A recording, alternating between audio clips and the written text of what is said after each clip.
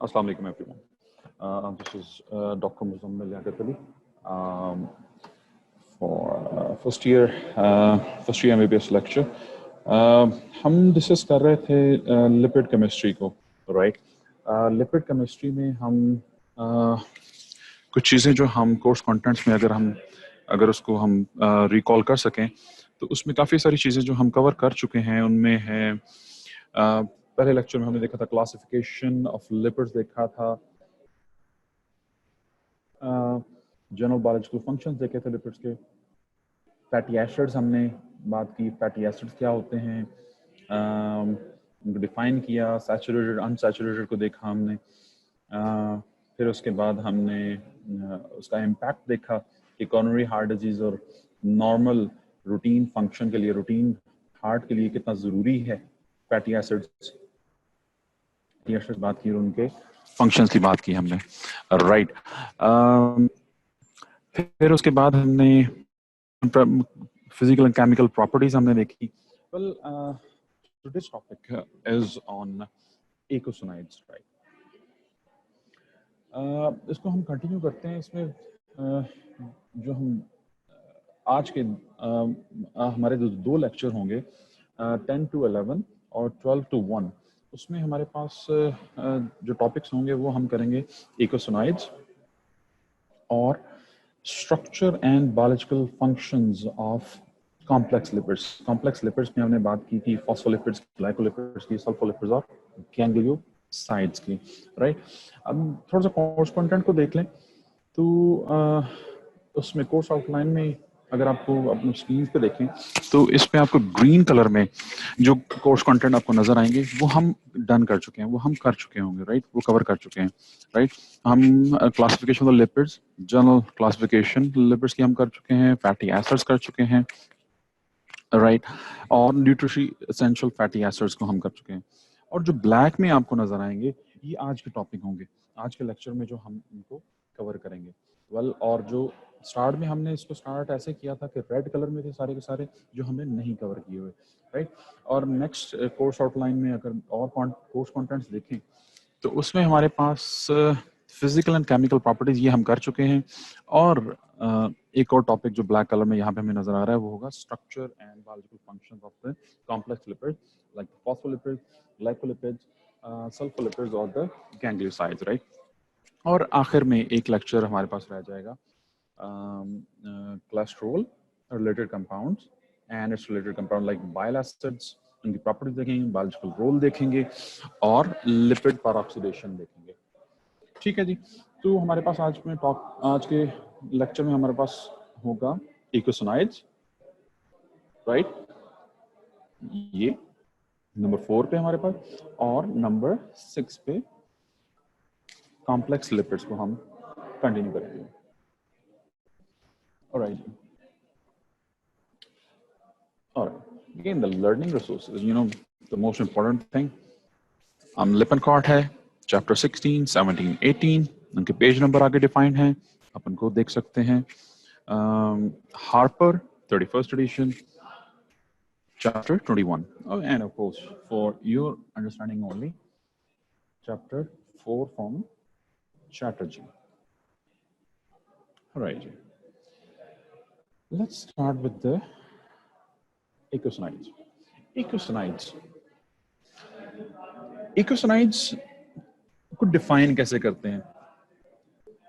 इकोसोनाइड्स की डेफिनेशन, इकोसोनाइड्स के की पॉइंट्स क्या हैं, ये कुछ इंपॉर्टेंट चीजें हैं जो आपको याद रखनी होगी। फिर हम उसको आगे देखेंगे सब फैमिलीज क्या हैं इसकी इकोसोनाइड्स की, राइट। डेफिनेशन में, by definition, eicosanoids are the signaling molecules. They are the signaling molecules made up by the enzymatic or non-enzymatic processes. कौन से enzymatic, non-enzymatic process हो सकते हैं? Oxidation, और किससे बनेंगे? Arachidonic acid से या polyunsaturated fatty acid से, right? और इनमें क्या होगा? 20 कार्बन यूनिट्स होंगे, right.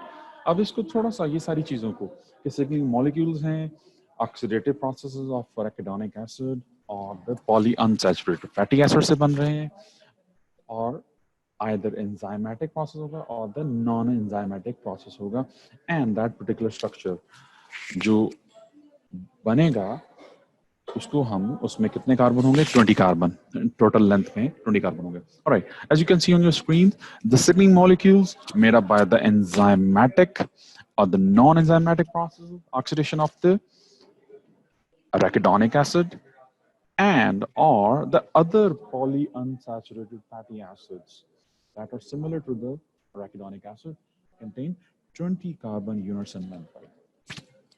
All right. The next comes the key points for eicosanoids. Again, type क्या है इनकी eicosanoids की? They are the signaling molecules. They are the signaling molecules, and they are made up of from arachidonic acid or polyunsaturated fatty acids, right? And processes involved कौन-कौन से हो सकते हैं? Either enzymatic or the non-enzymatic processes of oxidation, right? Clear? Or the most important thing, the structural feature जिसमें हमने बात की 20 carbon units in length होंगे, right? All right, ji. Next comes the subfamilies of the eicosanoids. Eicosanoids are basically classified into two main categories, right? The first one is the prostanoids. The first one is the prostanoids. And on the other hand, the leukotrienes and the lipoxins. All right. Prostanoids involve, this is one of the pathway, right? Prostanoid pathway, जहां से ये आगे further सब families में जो इसके members जो हैं वो कौन कौन से बनेंगे? Prostaglandins, prostacyclins and thromboxans. Alright, पहले तो ये एक चीज आपको पता होना चाहिए, category eicosanoids और उसकी सब families, there is a big number of different members of these families. लेकिन इसमें जो मोस्ट इम्पोर्टेंट जो हमें पता होने चाहिए जो हमारे कोर्स करिकुलम में है वो हम उनको डिटेल में देखेंगे, राइट? ऑलराइट, सब फैमिलीज में इकोसनोइड्स को हमने डिवाइड किया है प्रोस्टानोइड्स, और प्रोस्टानोइड्स में क्या क्या है? प्रोस्टाग्लैंडिन्स को हम देखेंगे, प्रोस्टासाइक्लिन्स को देखेंगे और थ्रोम्बोक्सिन्स, राइट? और दूसरी तरफ हमारे पास ल्यूकोट्राइन्स and lipoxin. इनमें most important one is the leukotrienes. Leukotrienes को हम commonly जो हम पढ़ते हैं इनको देखते हैं, इनके uses देखते हैं, right? Right. One by one इसको हम start करते हैं. Let's start with the prostaglandin, जो कि prostanoids में है, one of the subfamily of eicosanoids. Alright, prostaglandins, thromboxans, prostacyclins, and leukotrienes. All right. Let's start with the prostaglandins. Prostaglandins जो हैं वो आपने इससे पहले इसी क्लासिफिकेशन में या सब फैमिलीज में हमने देखा कि प्रोस्टाग्लैंडिन किससे ड्राइव हो रहे हैं? This is a derived molecule from the arachidonic acid, right? Arachidonic acid, 20 carbon structure, right? और फर्दर हमने इकोसनाइड्स को कहा कि वो भी 20 कार्बन स्ट्रक्चर में, ठीक है जी। इसकी जो सिंथेसिस है वो बन कहाँ से रहा है? प्रोस्टाग्लैंडिन आपके पास लिनोलेइक एसिड है, राइट? 18 और 2 आपको नजर आ रहा है यहाँ पे, राइट? 18 कार्बन स्ट्रक्चर है और 2 इसमें डबल बॉन्ड्स हैं, right? And this is one of the essential fatty acid, linoleic acid, right? इसकी elongation होती है. Of course, arachidonic acid की बात करते हैं तो arachidonic acid is a 20 carbon structure. Linoleic acid से आपके पास arachidonic acid आ रहा है, and arachidonic acid से साइक्लोऑक्सीजनेज पाथवे से प्रोस्टाग्लैंडिन्स बन रहे हैं। ऑलराइट जी, अगर हम वापस पिछली स्लाइड पे जा सकें, राइट, तो ऑलराइट जी, यहाँ पे एकोसाइट्स को हमने क्लासिफाई किया। On the left of your screen you can see prostanoids से आगे प्रोस्टाग्लैंडिन, प्रोस्टासाइक्लिन और थ्रोम्बोक्सिन बन रहे हैं। इसका मतलब ये है दिस पाथवे जिसको हमने प्रोस्टानॉइड्स हमने लेबल कर दिया, ये पाथवे कौन सा है? Cyclooxygenase pathway, cyclooxygenase pathway. And the opposite to that, जहां पे लिक्विड ट्राइन्स आपके पास नजर आ रहे हैं, लाइपोक्सिन नजर आ रहे हैं, वो होगा lipoxygenase pathway, right. Alright जी, वापस चलते हैं। प्रोस्टाग्लैंडिन्स कहां से बन रहे हैं? Prostaglandin linoleic acid, one of the essential fatty acid, उसकी इलॉन्गेशन हुई because the linoleic acid is 18 carbon structure, right, और उसमें दो आपके पास क्या हैं? डबल बॉन्ड्स हैं, राइट। ऑलराइट, यहां से अब हमारे पास एराकिडोनिक एसिड बना, जिसको हम इकोसिनोइक एसिड भी हम कहते हैं, राइट। एंड एराकिडोनिक एसिड से साइक्लोऑक्सीजनेज पाथवे से आपके पास प्रोस्टाग्लैंडिन्स बन रहे हैं, राइट। प्रोस्टाग्लैंडिन्स के फंक्शंस क्या हैं, हम उसको एंड पे कंक्लूड करेंगे इंशाल्लाह। वो सारी की सारी चीजें हम एंड पे देखते हैं, ठीक है जी। ये हो गया प्रोस्टाग्लैंडिन्स के लिए। नेक्स्ट कम्स ऑलराइट, इसकी इलस्ट्रेशन देख लें, स्ट्रक्चर जरा देख लें। प्रोस्टानोइक एसिड आपको टॉप आपको नजर आ रहा होगा। यहाँ से आगे आपके पास प्रोस्टानोइक एसिड से आगे डिफरेंट आपको प्रोस्टाग्लैंडिन्स आपको नजर आ रहे होंगे यहाँ पे, right. PGE2, PGF1 alpha, right? These are the structures of prostanoic acid, right? And three major prostaglandins, right? आपको नजर PGA2, PGE1 and PGF1 alpha, right? Right, आपको जो यहाँ पे पता होना चाहिए वो लिनोलेइक एसिड से एराकिडोनिक एसिड बन रहा है और एराकिडोनिक एसिड से प्रोस्टाग्लैंडिन्स बन रहे हैं, right. Next comes the thromboxanes. Alright, thromboxane के लिए आपको पता होना चाहिए कि द साइक्लोपेंटेन रिंग, अगर मैं उसकी इलस्ट्रेशन दिखा सकूं, right, you can C the cyclopentane ring is replaced by a 6-membered oxygen, right? यहाँ पे आपको ये नजर आ रहा है, राइट। ऑलराइट, यहाँ पे thromboxane में cyclopentane structure is replaced by 6-membered oxygen containing ring, ठीक है जी। ऑक्सीजन कंटेनिंग रिंग से ये रिप्लेस होता है, तो द स्ट्रक्चर जो यहाँ से बनता है थ्रोम्बोक्सिन से, वो है जो स्ट्रक्चर बनता है वो थ्रोम्बोक्सिन बन रहा है, right. And some of the example is thromboxane B2, right. यहाँ पे अगर देख सकें, ये बन कहाँ से रहा है? PGH2 से। एक प्रोस्टाग्लैंडिन इसको कंट्रीब्यूट कर रहा है इसकी मैन्युफैक्चरिंग के लिए, राइट। तो थ्रोम्बोक्सिन में 5 कॉर्नर रिंग स्ट्रक्चर जो है वो रिप्लेस हो रहा है with the 6-member oxygen containing ring, oxygen ring से ये रिप्लेस हो रहा है और ये थ्रोम्बोक्सिन बना रहा है। The next one is the prostacyclin, PGI2, PGI3 are the example, right?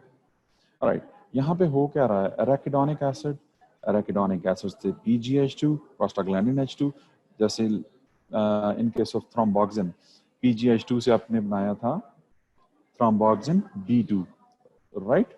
और वहां पे एंजाइम आपका एक्ट किया था thromboxane A synthetase. No need to go in detail, but यहाँ पे प्रोस्टासाइक्लिन एराकिडोनिक से बन रहा है, एराकिडोनिक एसिड से बन रहा है, एराकिडोनिक एसिड से प्रोस्टाग्लैंडिन H2 बना, राइट। और वहां से आगे प्रोस्टाग्लैंडिन H2 से आपके पास प्रोस्टाग्लैंडिन I2 बन रहा है, जिसको आप प्रोस्टासाइक्लिन B कहते हैं, और द प्रोस्टाग्लैंडिन PGI2 भी आप उसको कहते हैं। अब होता क्या है, बनता कहां से है? Endothelial cells of the blood vessels में क्या होता है, एक एंजाइम है प्रोस्टासाइक्लिन सिंथेज। ब्लड वेसल्स में, endothelial cells of the blood vessels में आपके पास क्या है, प्रोस्टासाइक्लिन सिंथेज, जहां से क्या बनता है, प्रोस्टाग्लैंडिन H2 से प्रोस्टासाइक्लिन PGI2 बन रहा है, right. And PGI2 act as a vasodilator, vessels को डायलेट करने में यूज होता है, and act as a platelet anti aggregator, right, anti aggregator, ठीक है जी। ऑलराइट जी, अगर हम बात करते हैं, यहाँ पे हमने दो चीजें ऊपर में देखी prostacyclin PGI2 and PGI3। PGI3 is more active than PGI2. PGI3 is more active than PGI2, and of course अगर हम इसकी फंक्शन में इसको अगर देखें तो उसमें कि हमने बात की थी एक्ट एज वासोडाइलेटर और प्लेटलेट एंटी एग्रीगेटर। तो ऑफ कोर्स, तो अगर दोनों का कंपैरिजन करें PGI2 और PGI3 का, PGI2 इज मोर एक्टिव, तो हम क्या कह सकते हैं, so this particular structure prostacyclin PGI3 is very much helpful in, or more helpful, more useful in preventing heart attack, right? All right, Jay. All right. The next is जो ये हमारी हमने एक साइक्लो ऑक्सीजनेज पाथवे से जो products थी हमारी, वो हमने देखी, जो प्रोस्टानॉइड्स कैटेगरी में हमने इनको डाला था। उनमें हमारे पास मोस्ट कॉमन क्या है, आपके पास प्रोस्टाग्लैंडिन्स आए, थ्रोम्बोक्सिन आए और प्रोस्टासाइक्लिन्स आए, राइट। ओके, अब जब हमारे पास ये सारी चीजें हैं तो हम उसको आगे फर्दर कंटिन्यू करते हैं टू द लाइपोऑक्सीजनेज पाथवे में, राइट, जिसमें हमारे पास है ल्यूकोट्राइन्स और लाइपोक्सिन्स हैं। अगर हम यहाँ पे इसको कंटिन्यू करें तो लाइपोऑक्सीजनेज पाथवे में हमारे पास ल्यूकोट्राइन्स बनने हैं। तो यहाँ पे हमारा again the primitive molecule is the arachidonic acid. हमने बार बार हम यही बात कर रहे हैं कि एराकिडोनिक एसिड से 20 कार्बन स्ट्रक्चर से ये बन रहे हैं। तो of course arachidonic acid in case of lipooxygenase action or through a lipooxygenase pathway, ये कन्वर्ट होता है, ये कन्वर्ट हो रहा है आपके पास मोनोहाइड्रो परऑक्सी एकोजा टेट्रानोइक एसिड HPETE, राइट। किसमें कन्वर्ट हो रहा है arachidonic acid, monohydroperoxy ecosa tetraenoic acid, right? HPETE by lipooxygenase action, right? अगर हम यहाँ पे इलस्ट्रेशन में देख सकें, एराकिडोनिक एसिड कन्वर्ट हो रहा है to the 5-HPETE, right? And it's an abbreviation of monohydroperoxy ecosa tetraenoic acid, right? और यहाँ पे आप देख रहे हैं the enzyme is the lipooxygenase, right? और 5 मोनोहाइड्रोपेरोक्सी ecosa tetraenoic acid से आपके पास क्या बन रहा है 5-HETE, right? पर ऑक्सी जो है वो यहाँ से रिमूव हो गया and the enzyme is the synthase, right? यहाँ पे in order to produce the leukotrienes, arachidonic acid से आप lipoxygenase enzyme की presence में आप इसको convert करते हैं 5 monohydroperoxy ecosa tetraenoic acid में, और वहां से आगे आप बना रहे हैं हाइड्रोक्सी ecosa tetraenoic acid में, ठीक है जी। अब इसको जरा हम स्क्रीन पे जरा देखेंगे तो सबसे ऊपर जो है एराकिडोनेट आपको नजर आ रहा है। एराकिडोनेट क्या कर रहा है, एराकिडोनिक एसिड है ये, लाइपोऑक्सीजनेज पाथवे के थ्रू, जो राइट साइड पे आपको नजर आ रहा है यहाँ पे, राइट, लाइपोऑक्सीजनेज पाथवे से आपके पास द नेक्स्ट स्ट्रक्चर जो बन रहा है that is 5HPETE, right? Hydroxy, hydro पर ऑक्सी, इकोजा इकोजा टेट्रा इनोइक एसिड आपके पास बन रहा है। And from now onwards 5HPETE जैसे आपके पास बनता है, and from from here now onwards the process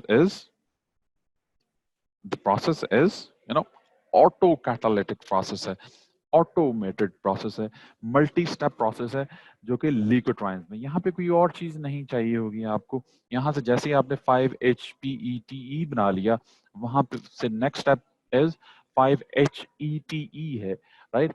hydro इकोजा tetra इनोइक acid बनना, तो मल्टी स्टेप प्रोसेस से यहाँ से अब लिकोट्राइंस बनेंगे। लिकोट्राइंस A4 LTA4 LTC4 LTD4, right? ये लाइपो ऑक्सीजनेज पाथवे से आपके पास डिफरेंट लिकोट्राइंस बन रही हैं। ठीक है जी, इसी को कंटिन्यू करते हैं। 5HPET जब आपके पास मॉलिक्यूल बन गए यहाँ पे, राइट?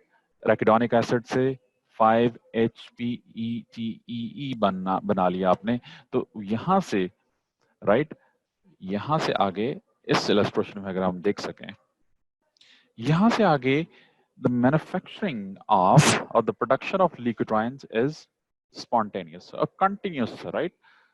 Continuous process है, multi step process है। ठीक है जी, यहाँ पे इसकी एग्जांपल्स अगर आप देखें, leukotrienes A4, leukotriene D4, leukotriene C4 and leukotriene E4। ठीक है जी, as you can see on your screen the synthesis of various leukotrienes। No need to go in detail with the structures of these leukotrienes, but आपको पता होना चाहिए कि ये leukotrienes कैसे बन रहे हैं। leukotrienes बन रहे हैं 5HPET मॉलिक्यूल से और 5 हाइड्रोपरऑक्सी इकोजा टेट्राइनोइक एसिड से। ये कहाँ से बन रहा है? ये बन रहा है लाइपोऑक्सीजनेज पाथवे से। लाइपोऑक्सीजनेज इज एन एंजाइम जो कन्वर्ट कर रहा है रैकिडोनिक एसिड को 5HPETE में, राइट? ठीक है जी, and these molecules leukotrienes, you know, these are the slow releasing substances of anaphylaxis। leukotrienes में ये आपको anaphylaxis की केस में आपको ये नजर आएंगे।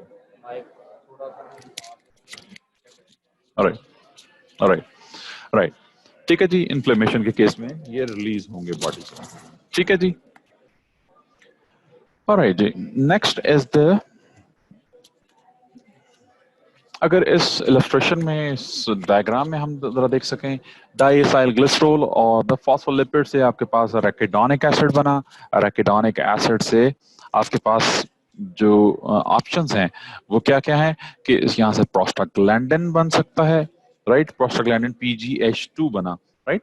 प्रोस्टाग्लैंडिन जब बना तो यहाँ से आपने, यहाँ पे सबसे पहले आप देख लें, थ्रोम्बोक्सिन सिंथेज से थ्रोम्बोक्सिन बनाया जिसे हम थ्रोम्बोक्सिन A2 कह रहे हैं। और next is the formation of prostacyclin.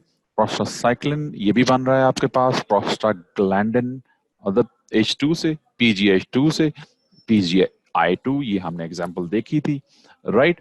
और फिर उसके साथ आप देखें और डिफरेंट प्रोस्टाग्लैंडिन्स भी इससे आप सिंथेसाइज कर सकते हैं। प्रोस्टाग्लैंडिन E2, PGF2 और PGD2 आप बना सकते हैं, जैसे ही आपके पास the key molecule the prostaglandin H2 आपके पास बना।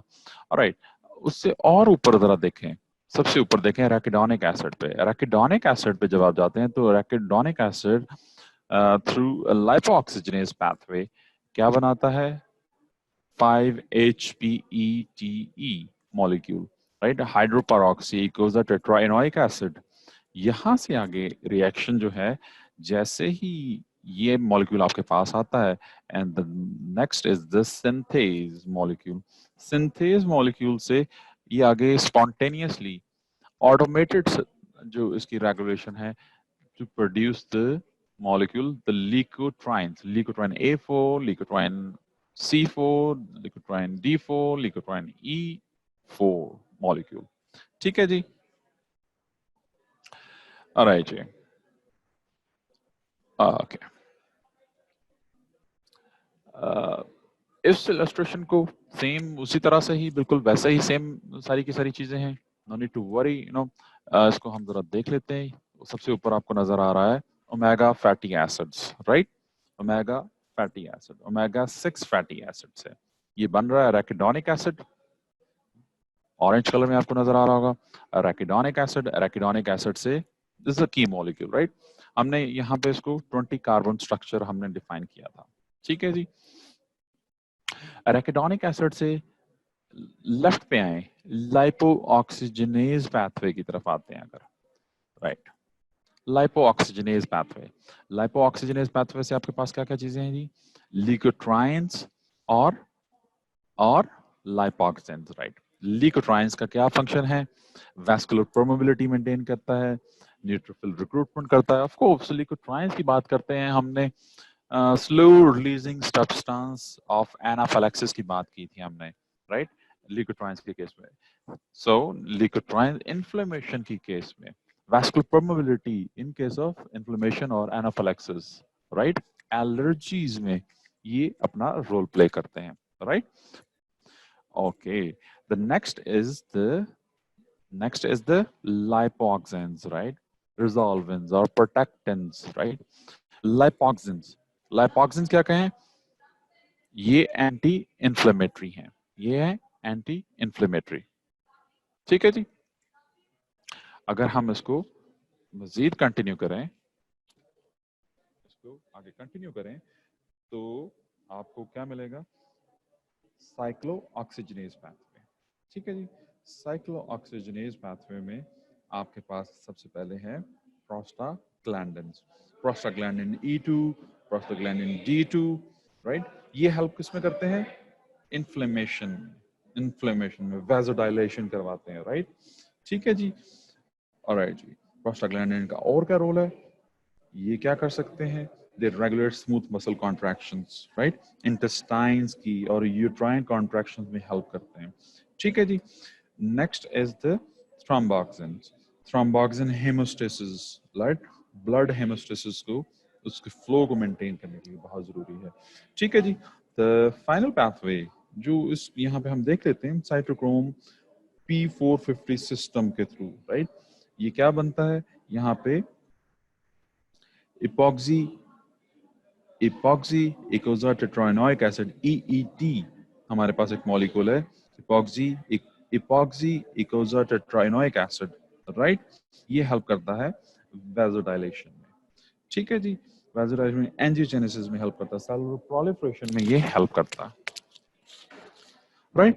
This this is the whole concept, right, कि ये हमारे पास ये सारे के सारे मॉलिक्यूल्स जो हैं इकोसोनाइड्स और उनके डिफरेंट सब फैमिलीज, ये डिफरेंट मॉलिक्यूल्स कैसे बन रहे हैं और उनके क्या क्या फंक्शंस हैं, राइट। अब इसको हम सम अप करते हैं, राइट, बायोमेडिकल इंपॉर्टेंस में, राइट, बायोमेडिकल इंपॉर्टेंस में अगर हम इसको सम अप करें तो सबसे पहले गैस्ट्रिक इंटेग्रिटी मेंटेन करने के लिए ये helpful, right. These particular, the molecules are required for the renal function. Ensure renal function is the next function of eicosanoids, right? They help in the regulation of blood vessel diameter, flow, hemostasis की बात की थी thromboxane के case में, right? ठीक है जी। ये help करते हैं एंजियोजेनेसिस में, सेलुलर प्रोलिफरेशन में, वैस्कुलर परमेबिलिटी में हेल्प करते हैं, ठीक है जी। ओके, और हम और इसको अगर आगे एलाबोरेट करें तो ये they maintain in platelet haemostasis, platelet haemostasis को मेंटेन करने में हेल्प करते हैं, ठीक है जी। ये इसकी बायोमेडिकल, ये इकोसोनाइड्स की बायोमेडिकल इंपॉर्टेंस है, राइट। आप इंडिविजुअली भी इसको एक एक मॉलिक्यूल को भी कर सकते हैं, राइट, और जैसे हमने पहले किया कि एक एक मॉलिक्यूल को हम डिस्कस किया, फिर उसको उसकी साथ साथ उसकी जो बायोमेडिकल इंपॉर्टेंस, उनका रोल जो है वो हमने साथ साथ डिस्कस करते हैं, right. One of the main, the key concept is the comparison in terms of their action to the hormones, right. अगर हम हार्मोन्स को कंपेयर करते हैं इकोसिनाइड्स के साथ, तो एक बड़ी कॉमन सी एक डिस्कशन है कि इकोसिनाइड्स की यही रोल है, तो फिर हार्मोन्स और इकोसिनाइड्स में क्या फंक्शन है, क्या डिफरेंस है, सॉरी। तो इसको हम जरा देख लेते हैं। इकोसिनाइड्स जो है, दीज आर द मॉलिक्यूल्स जो बड़ी माइन्यूट क्वांटिटीज में, स्मॉल अमाउंट्स में प्रोड्यूस हो रहे हैं, राइट। और ऑलमोस्ट कहां पे प्रोड्यूस हो रही है? Almost in all the tissues. और जबकि हम यही बात अगर हार्मोन्स के लिए बात करें, तो they are produce in large quantities, और किसी ना किसी स्पेशलाइज्ड ग्लैंड में ये बनेंगे hormone, right. Okay, any cell of your body can produce the eicosanoids. जहां जहां एसेंशियल फैटी एसिड्स आपके पास आ रहे होंगे, तो वो आपके पास होंगे। They play an important role in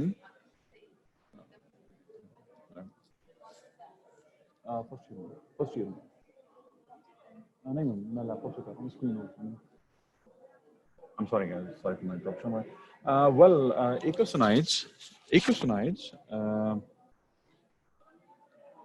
they are produced in minute quantities, present in, you know, in every cell, almost all the cells, और किसी स्पेशलाइज्ड सेल में नहीं है, राइट।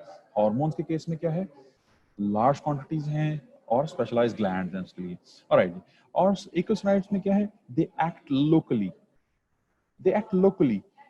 जहां पे प्रोड्यूस हो रहे हैं उसके आसपास डिफरेंट सेल जो हैं उनको, उन पे एक्शन होगा। But what about the hormones?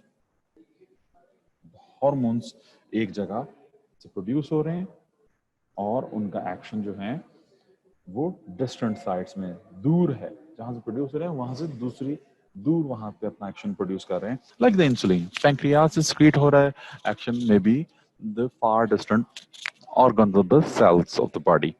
ठीक है जी। ये एक और कंपैरिजन अब जरा देख लेते हैं इसमें। Eicosanoids are not stored molecules, right. जब स्टोर्ड मॉलिक्यूल्स नहीं है तो इसका मतलब क्या है, they are not metabolically active molecule, as such active molecule, कि इसका प्रोडक्टिविटी, और अगर हम इसकी शॉर्ट हाफ लाइफ अगर हम बात करें, उसकी बात करें, तो एक्सट्रीमली शॉर्ट हाफ लाइफ है इकोसिनाइड्स की, कि थोड़ी देर के लिए बने हैं, अपना एक्शन किया और दे आर डन, राइट, वो खत्म हो गए, उनको स्टोर नहीं किया जाता। What about the hormones? उनको क्या किया जाता है, उनका मेटाबॉलिक हाफ लाइफ है वो काफी प्रलॉन्ग है, राइट, शॉर्ट नहीं है, और हार्मोन जो हैं वो स्टोर होते हैं बॉडी में, राइट। ठीक है जी। This was all about eicosanoids, right. कोई अगर यहाँ तक क्वेश्चन क्वेरी है तो प्लीज बताएं। You guys feel free to ask your questions, अगर किसी को कोई प्रॉब्लम है यहाँ तक तो।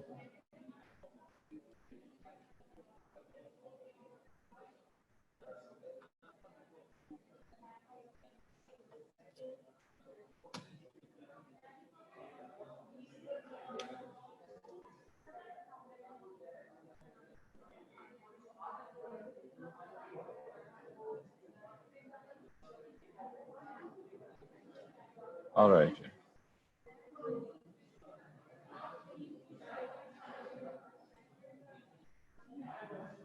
Let's see, we have some questions from the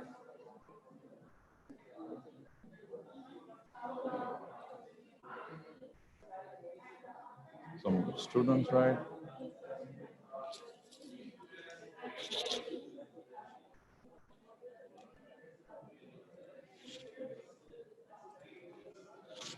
No questions?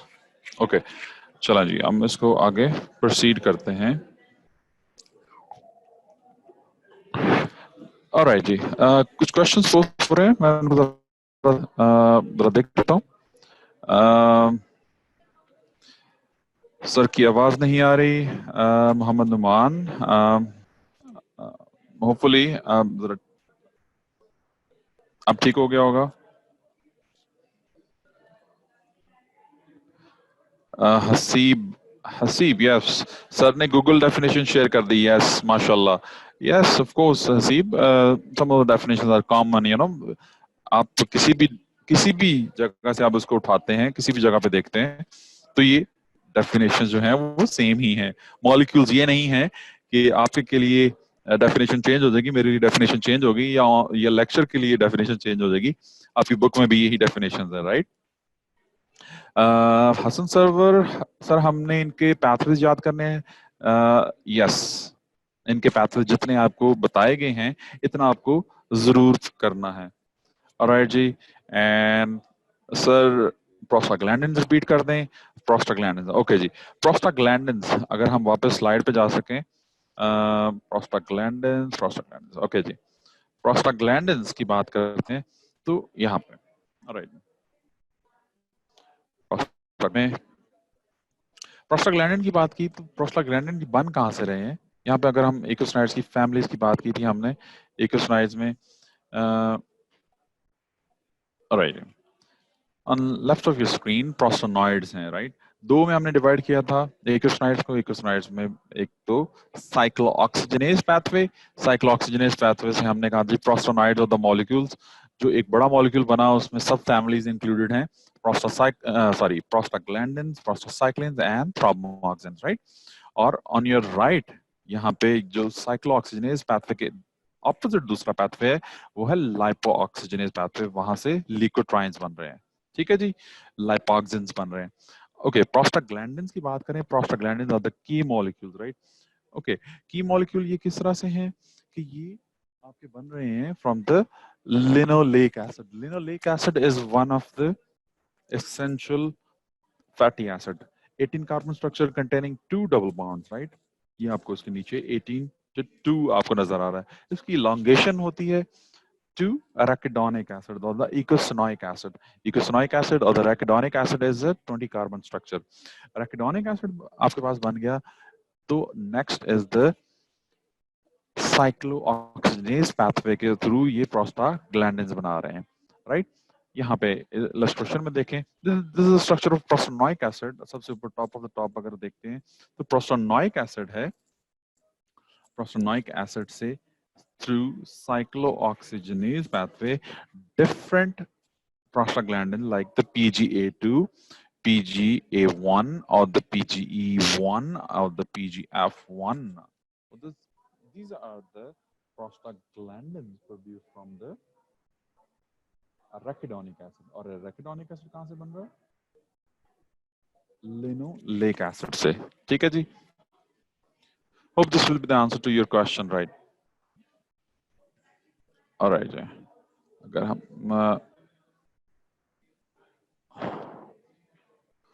ठीक है जी, no more questions, आगे प्रोसीड करते हैं इसको।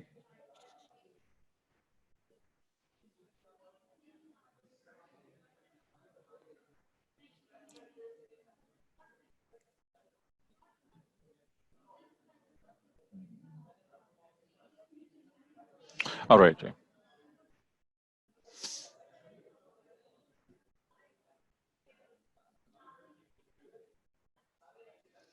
ऑलराइट, अगर हम कोर्स कंटेंट को जरा फिर से एक दफा नजर डालते हैं तो हमारे पास कोर्स कंटेंट्स में हमारे पास हैं classification of the lipids, green colour में जो जो चीजें होंगी वो हम कर चुके होंगे, राइट। यही हमने स्टार्ट से ही बात की। रेड में जो होंगी वो हमारी अभी रहेंगी, और जो ड्यूरिंग लेक्चर ब्लैक कलर में होंगी वो हम करेंगे, राइट। ठीक है, क्लासिफिकेशन ऑफ द लिपिड्स हम कर चुके हैं, फैटी एसिड्स हम कर चुके हैं, न्यूट्रिशनली एसेंशियल फैटी एसिड्स हम कर चुके हैं, एकोसोनाइड्स, ओके अभी हमने इसको खत्म किया, अभी इसको डन किया हमने, राइट। और फिजिकल एंड केमिकल प्रॉपर्टीज हम, these are the course outlines, you know, ये इसी सीक्वेंस में आपके यूएचएस कोर्स करिकुलम जो है वो आपके डॉक्यूमेंट में ही दिए हुए हैं, राइट। ठीक है जी, और हम ब्लैक में आ गया यहाँ पे, structure and biological function of the significance of the phospholipid, the glycolipid, sulfolipid, the ganglioside, ठीक है जी। ये हम आप अभी इसको स्टार्ट करते हैं, और बाकी हमारे पास रह जाएंगे कोलेस्ट्रॉल और the its related compounds like bile, bile acids, the properties of the biological role और lipid peroxidation and significance. ठीक है जी. अब इसको हम कंटिन्यू करते हैं to the structure and biological functions of the phospholipid, the glycolipids. ठीक है जी. हमने स्टार्ट में बात की थी लिपिड्स को हमने क्लासिफाई किया था into simple lipids and complex lipids. अब जो कैटेगरी हम इसको करने जा रहे हैं कोर्स कंटेंट में, structure and biological functions of the phospholipids, glycolipids, sulfolipids and the gangliosides की, these are the contents of the complex lipids. ठीक है जी.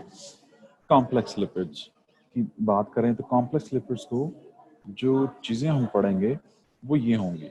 ठीक है जी. स्ट्रक्चर करेंगे, बायोलॉजिकल फंक्शन, सिग्निफिकेंस करेंगे फॉस्फोलिपिड्स की, ग्लाइकोलिपिड्स को बात डिस्कस करेंगे और इसके साथ हम डिस्कस करेंगे सल्फोलिपिड्स को और गैंग्लियोसाइड्स को. ठीक है जी. ये होंगे कॉम्प्लेक्स लिपिड्स में ये टॉपिक्स हमारे करने वाले हैं. ओके जी. Let's jump to the some of the basic definitions. Lipids, right? अगर हम lipids को देखें तो ये क्या है? These are the heterogeneous molecules or the heterogeneous groups or the group of compounds include oil, fats, steroids, waxes, or some of the related compounds, right?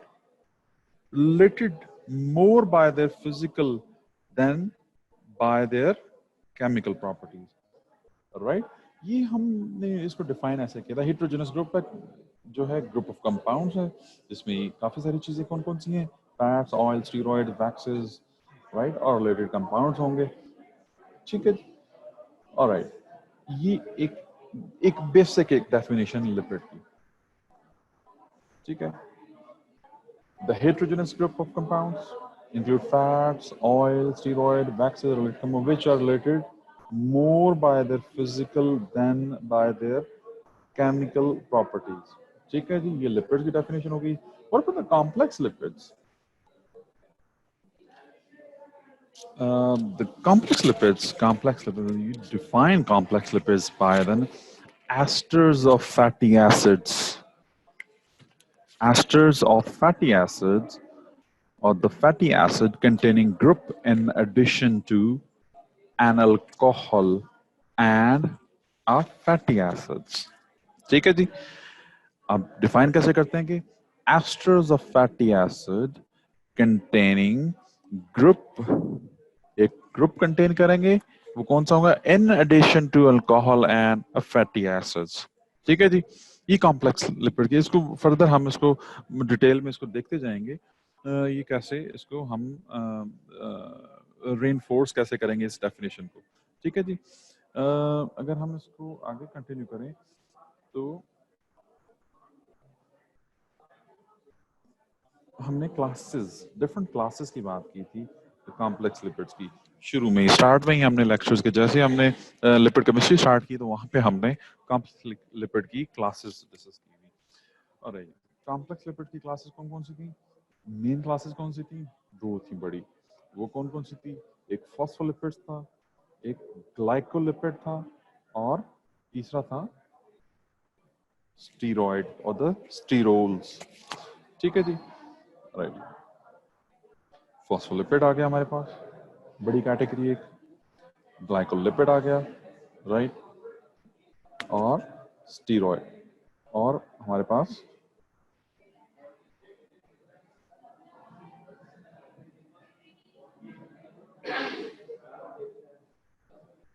ठीक है जी. हमारे पास क्या क्या है?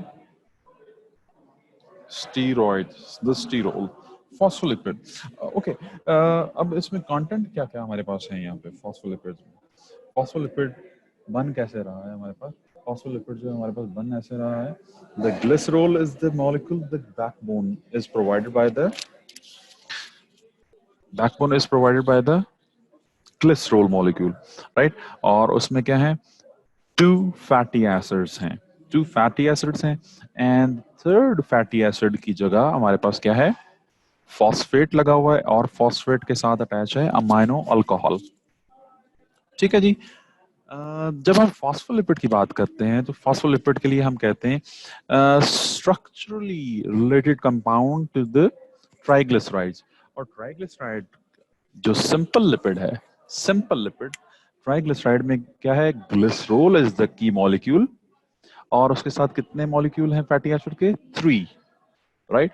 तो ये है ट्राई ग्लिसराइड और ट्राई एसाइल ग्लिसरोल मॉलिक्यूल।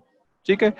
तो सेम फॉस्फोलिपिड के केस में भी क्या है, ग्लिसरोल एक बैकबोन प्रोवाइड कर रहा है, 2 फैटी एसिड्स हैं और third fatty acid being replaced by the phosphate attach हो रहा है उसकी जगह और अमाइनो अल्कोहल उसके साथ लिंक किया हुआ है फॉस्फेट के साथ। ठीक है। इनको इसके स्ट्रक्चर्स को भी वन बाय वन जैसे फॉस्फोलिपिड पे जाते हैं उसको हम इसको कंटिन्यू करेंगे। ठीक है।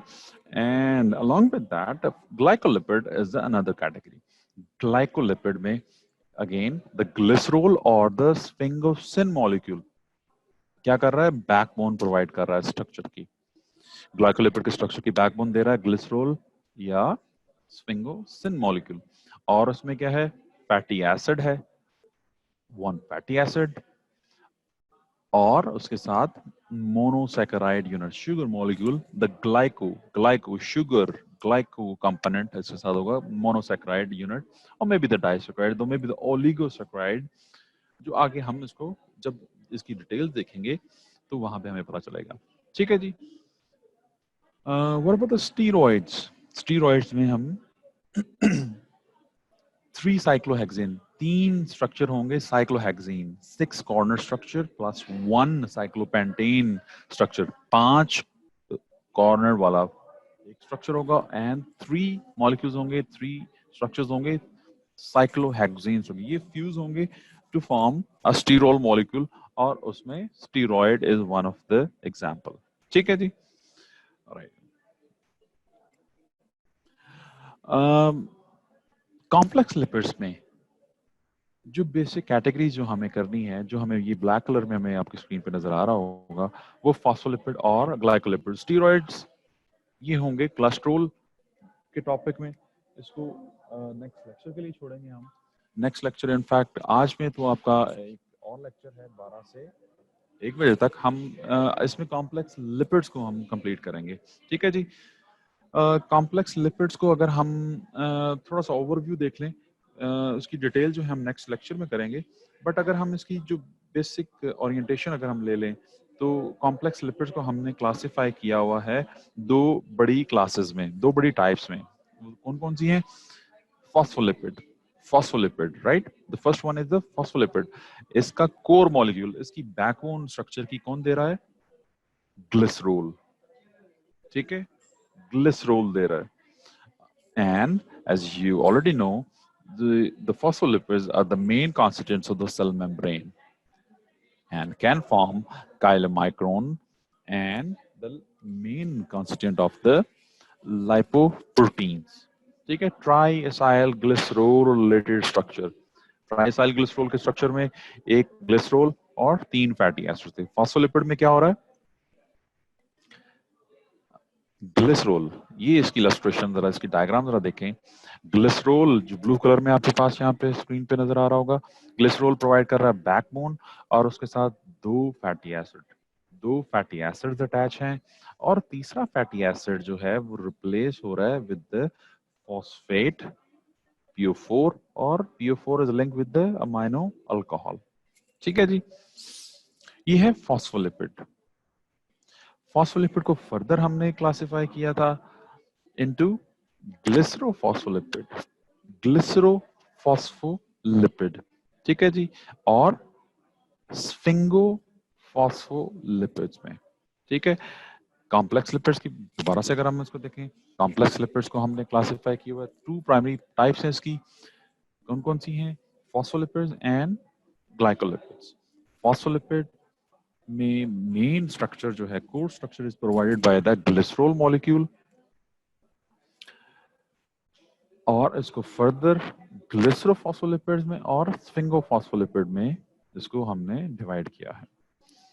And the second molecule, the second category, second type of complex lipid is the glycolipids. Glycolipids. Glycolipid में core structure क्या होगा? Sphingosine or the sphingole molecule, right? एक ही नाम है, एक ही स्ट्रक्चर है, राइट? ठीक है, स्फिंगोसिन कह लें, स्फिंगोल कह लें, सेम है, ठीक है। और यहाँ पे आपके पास क्या है? backbone of the glycolipid is provided by the sphingosine or the sphingole molecule, ठीक है। अब इसका स्ट्रक्चर देख लें ग्लाइकोलिपिड का, क्योंकि is basic structure, right.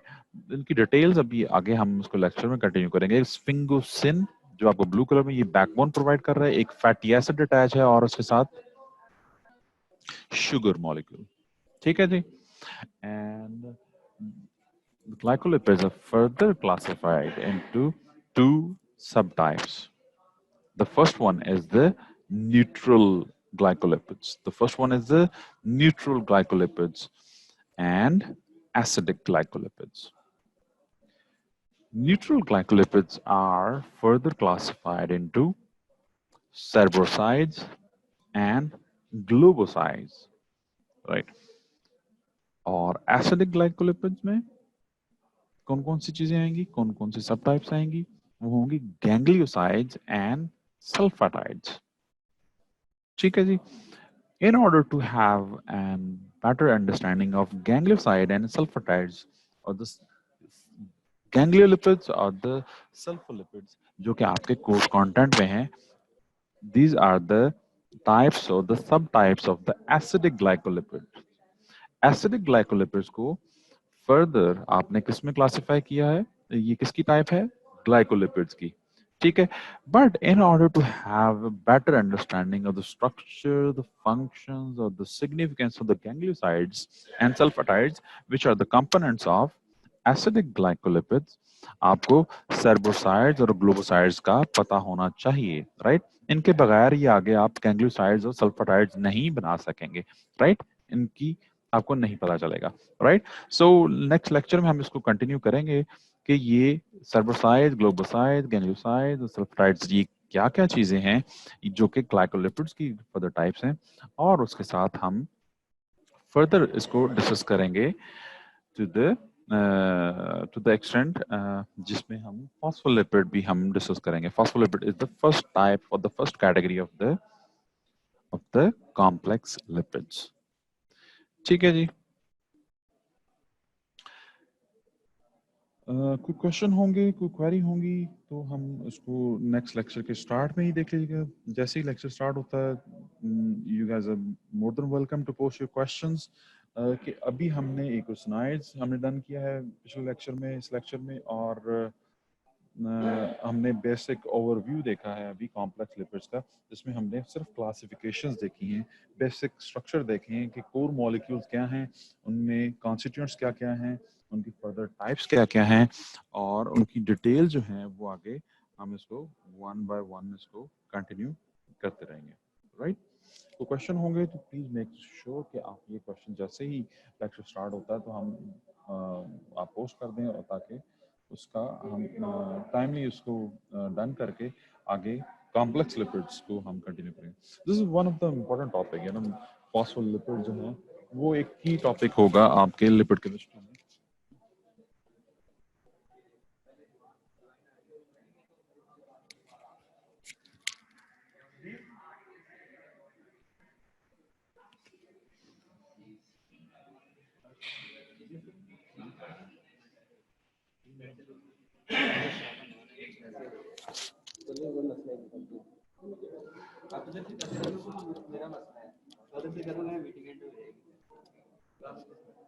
All right. Thank you very much. See you in the next lecture, right? At 12 p.m. Right? Thank you very much.